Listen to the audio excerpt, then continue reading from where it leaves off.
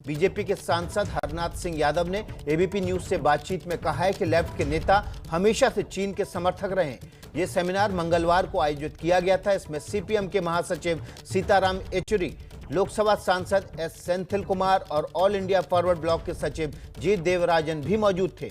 बड़ी बात यह है कि इस ऑनलाइन सेमिनार में चीन के राजदूत ने गलवान की घटना का भी जिक्र किया और कहा कि इस मुद्दे पर सही और गलत का मामला साफ है और चीन की ओर से कई बार स्थिति स्पष्ट की गई है। आपको सुनाते हैं कि बीजेपी सांसद हरनाथ सिंह यादव ने लेफ्ट पार्टियों पर, वामपंथी पार्टियों पर क्या सवाल उठाए।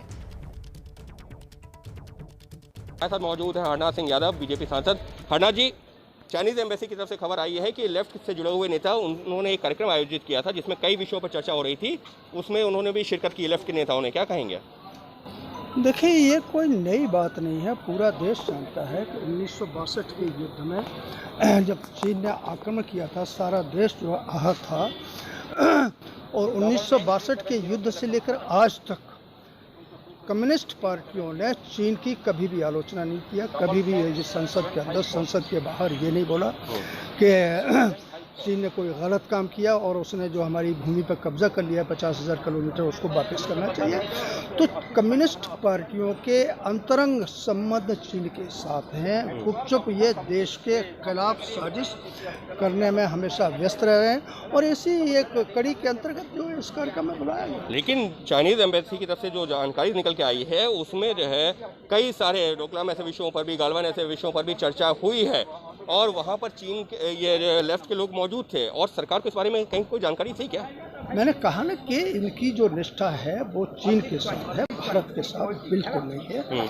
ये देशवासियों को पूरी तरीके से स्पष्ट हो जाना चाहिए। इनका चित्र, चरित्र, स्वभाव, इनके रक्त में चाइना बसा हुआ है। भारत की पवित्र मिट्टी की सुगंध के साथ इनका कोई लेना देना नहीं है। हाँ, और इसलिए इन सब चीज़ों की इनकी गहराई से जांच होनी चाहिए। गहराई से जांच होनी चाहिए, ये कह रहा है बीजेपी सांसद हरनाथ सिंह यादव का। अंकित गुप्ता, एबीपी न्यूज़, दिल्ली। बीजेपी के सांसद हरनाथ सिंह कह रहे हैं कि चित्र, चरित्र और इनका चीन से संबंध पुराना है और ये चीन के समर्थक रहे हैं। हमारे साथ प्रणय उपाध्याय ज़्यादा जानकारी के साथ जुड़ गए हैं। प्रणय, बड़ा सवाल ये कि जब गलवान घाटी का जिक्र हुआ और चीन ने कहा कि सही और गलत इसमें स्पष्ट हो चुका है, तो उस वक्त कम्युनिस्ट पार्टी के नेताओं का क्या कहना था? देखिए, ये अभी स्पष्ट होना बाकी है विकास की कम्युनिस्ट पार्टी के नेताओं ने, क्योंकि उसके अंदर सीताराम येचुरी मौजूद थे, उसके अंदर डी राजा मौजूद थे, उसमें जी देवराजन जो हैं ऑल इंडिया फॉरवर्ड ब्लॉक के सचिव वो मौजूद थे।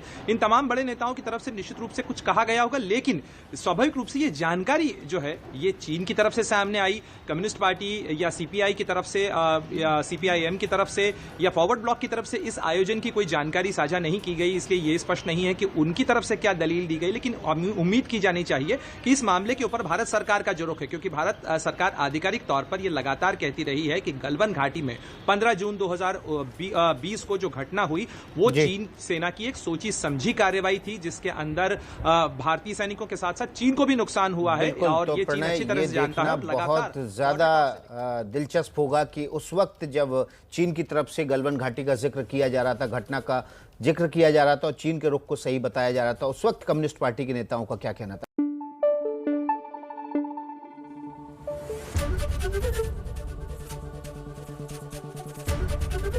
एबीपी न्यूज आपको रखे आगे।